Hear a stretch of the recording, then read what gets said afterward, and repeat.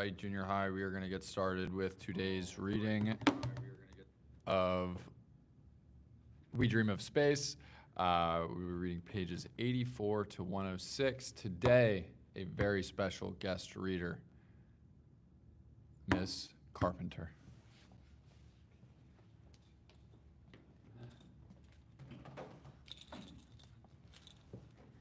All right. Good morning, Lebanon Junior High School. Here we go, page 84, Optical Illusion. Stars were always moving, Ms. Salonga said.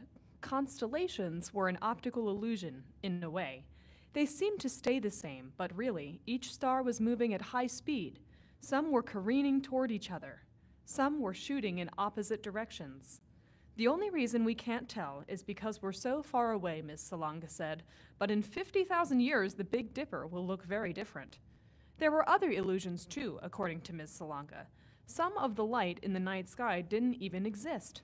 Light takes time to travel long distances, she said.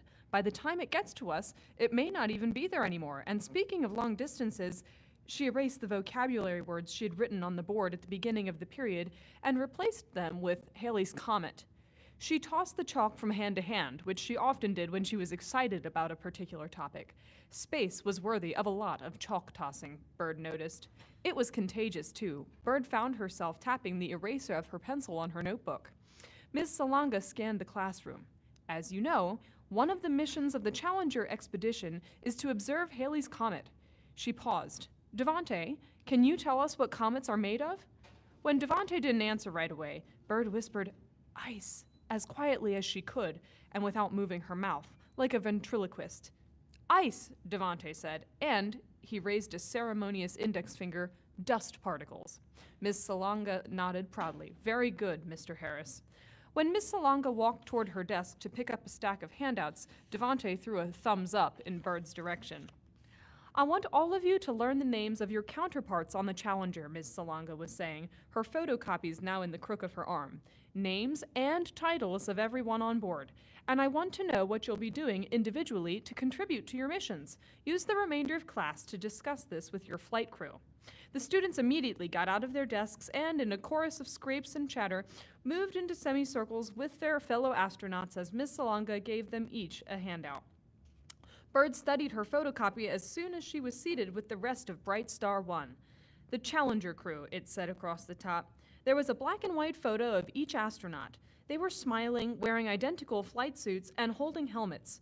There were only 2 female astronauts, the teacher, Krista McAuliffe, who was listed as the payload specialist, and Judith Resnick, a mission specialist. Bird studied Judith Resnick, mission specialist. She had curly brown hair, brown eyes, freckles, and dimples. Bird also had those things. She had never considered their similarities before. The line between Judith Resnick's face and Bird's face blurred until Bird saw herself sitting there in a jumpsuit, holding an astronaut's helmet.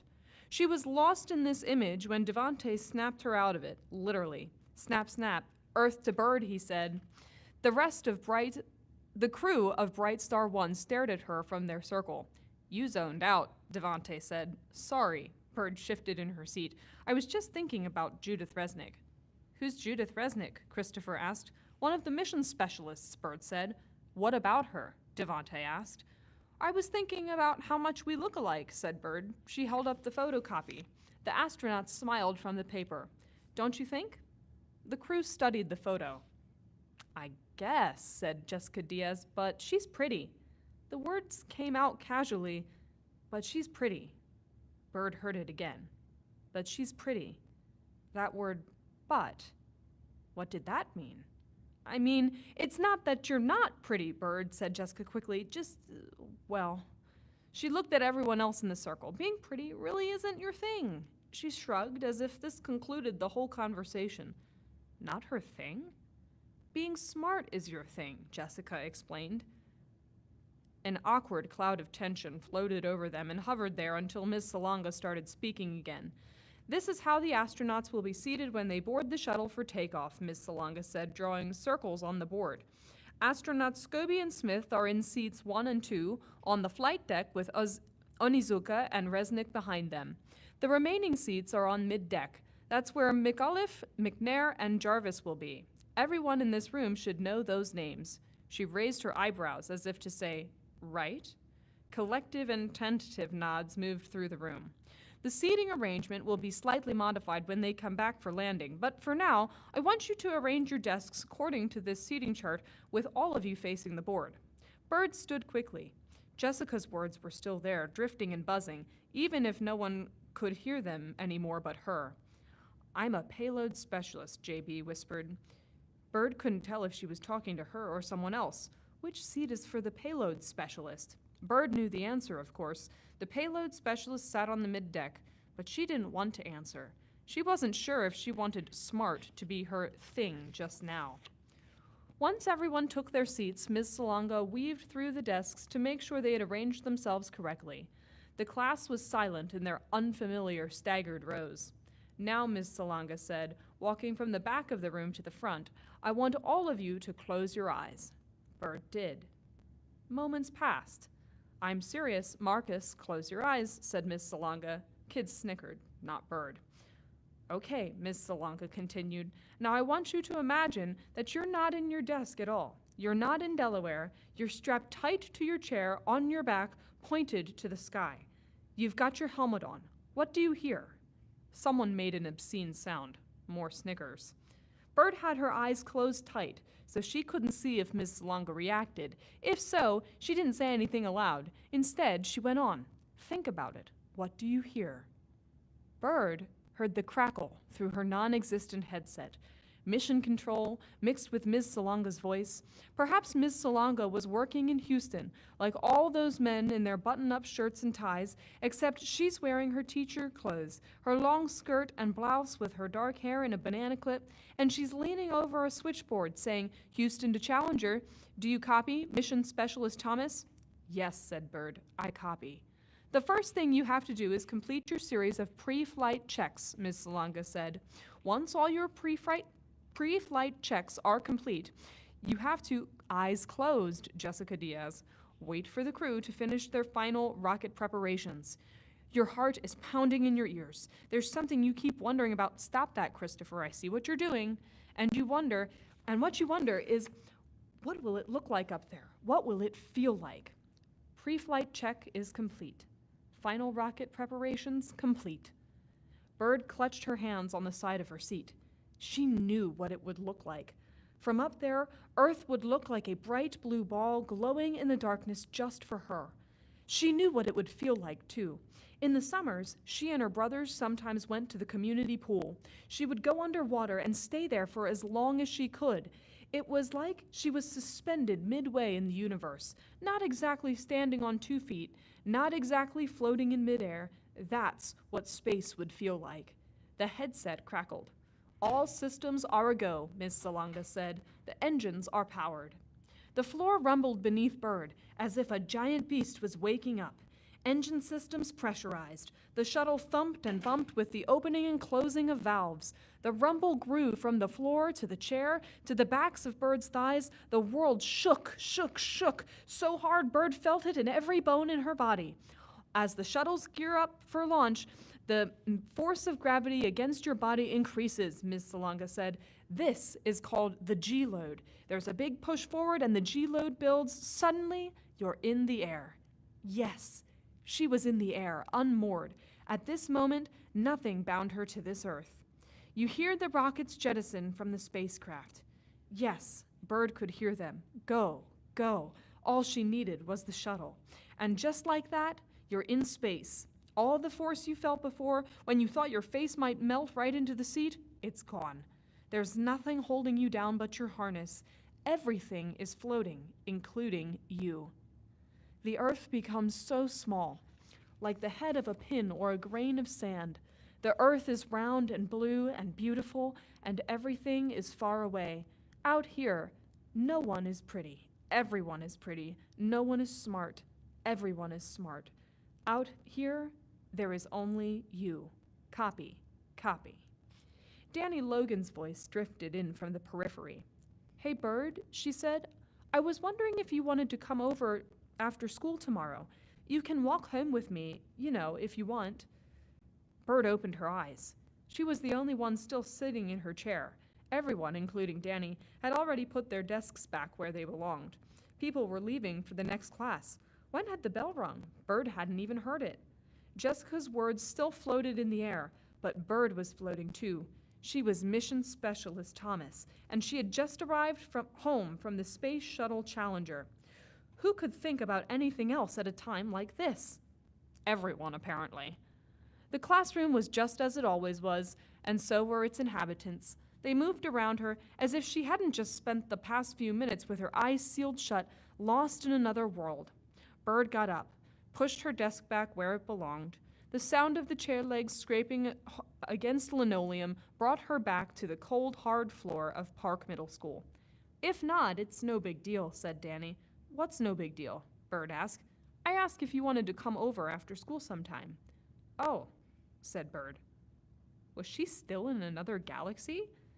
This was the first time since she had started middle school that someone had invited her over.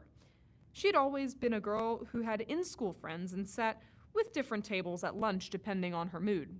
No best friend, no sleepovers, just Bird. But if she could shoot off into space on the Challenger next to Judith Resnick without ever leaving Park, Delaware, surely she could launch herself to Danielle Logan's house. Page 99. Tuesday, January 7th, 1986. The Logan Family Machine. If Bird had to describe the way her house smelled, she would say it was the scent of old paperbacks that had been on the shelf too long. And sometimes it smelled like ground beef sizzling on the stove because Mrs. Nelson Thomas cooked a lot of dishes that required ground beef. Danny Logan's house smelled like neither of those things.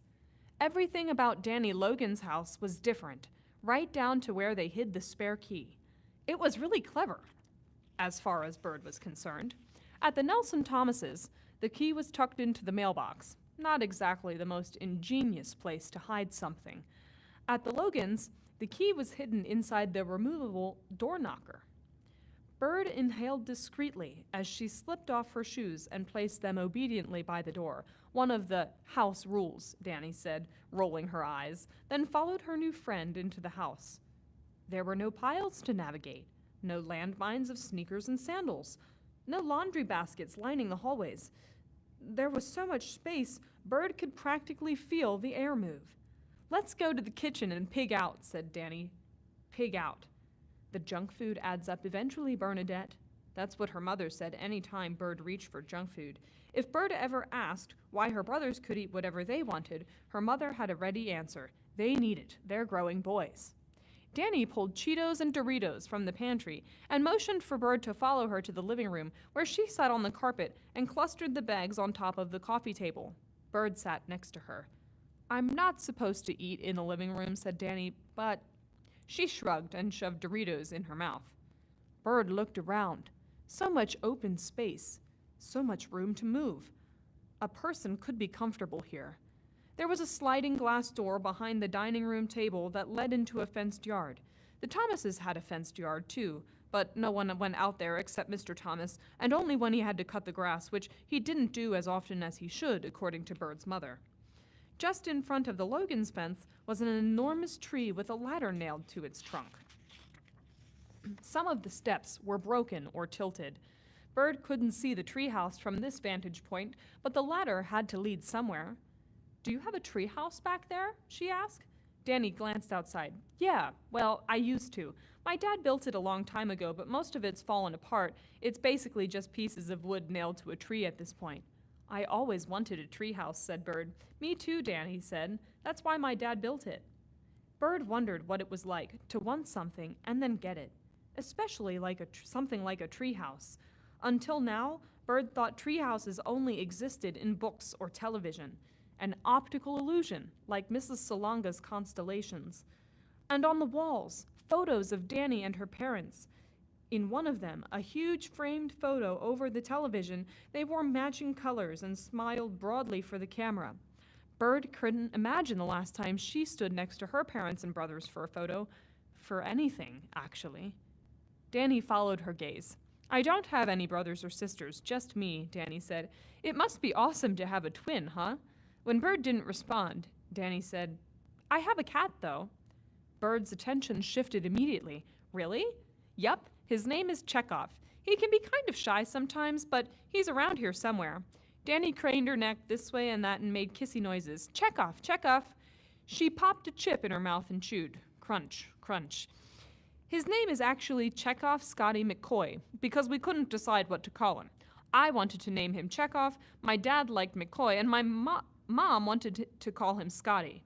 We argued about it all the way home from the shelter until my mom finally said we should reach a consensus and name him all three.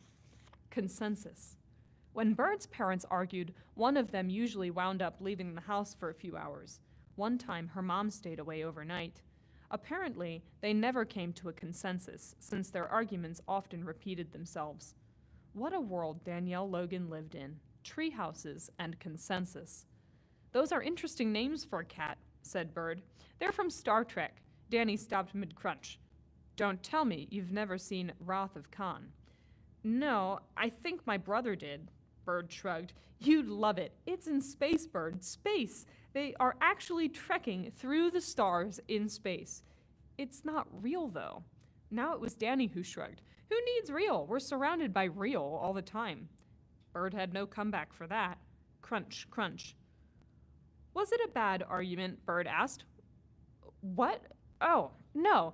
It wasn't really an argument, mostly just joking around. Danny grabbed another Dorito. I wound up winning anyway, because Chekhov is his first name, so that's what we call him mostly. She stood up. Do you want a soda? Sure, Bird said. She stared at the Logan family portrait as Danny disappeared back into the kitchen. Sunkissed or Tab? Danny called. Bird never drank sodas at home unless they were diet. Too much sugar, too many calories, you won't stay skinny forever. Sun-kissed, Bird said. Something about the Logan family portrait reminded Bird of the Challenger photo. She wasn't sure what the connection was. The mind was a mysterious machine. Suddenly, Bird was thinking about Judith Resnick. Danny came back with the soda and called for Chekhov again. He's such a funny cat, Danny said. He only likes to come out if he knows the environment is safe.